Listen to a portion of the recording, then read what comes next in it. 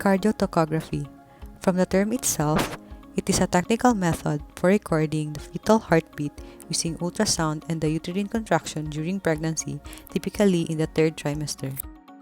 The goal is to detect potential decompensation to provide effective intervention.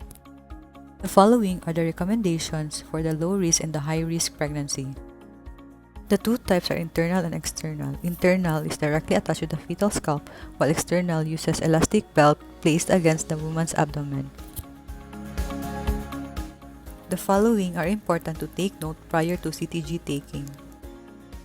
For interpretation, it is helpful to use the abbreviation Dr. C. Bravado. Assess if the pregnancy is high risk or low risk. Count the number of contractions per 10-minute period and determine the peaks to get the intensity and add all of them to get the Montevideo unit. Assess the average heart rate over the last 10 minutes with a minimum baseline duration of at least 2 minutes. Baseline variability refers to the variation of fetal heart rate from one beat to the next. To calculate, look at how much the peaks and the troughs of the heart rate deviate from the baseline rate. The following are the different causes of different variabilities. Acceleration is a periodic change in fetal heart rate and an apparent abrupt increase of at least 15 beats per minute in fetal heart rate above the baseline. Onset to peak is less than 30 seconds and duration is more than 15 seconds and 2 minutes from onset to return to the baseline.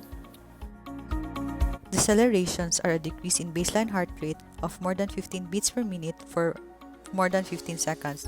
The types are early deceleration, variable deceleration, late deceleration, and prolonged deceleration. This is the 3-tier fetal heart rate interpretation used to categorize the result. This is the 2015 revised FIGO guidelines on intrapartum fetal monitoring. Depending on the result, the patient could be normal, suspicious, or pathological. For STRIP 1, there are 6 contractions in 10 minutes, the total of 600 Montevideo units, fetal heartbeat of 190 beats per minute, which is tachycardic, with minimal variability due to less than 5 beats deviation from the baseline, with no accelerations due to no abrupt increase in fetal heart rate at least 15 beats per minute, and no early deceleration, with overall impression of category 2 due to presence of tachycardia and minimal variability. For STRIP 2, there are 4 contractions with a total of 310 Montevideo units, fetal heartbeat of 170 beats per minute, which is tachycardic, with minimal variability due to presence of less than 5 beats deviation from the baseline, with no accelerations due to no abrupt increase in fetal heart rate at least 15 beats per minute, with late deceleration, with an overall impression of category 3 pathologic due to presence of tachycardia, minimal variability, and late deceleration.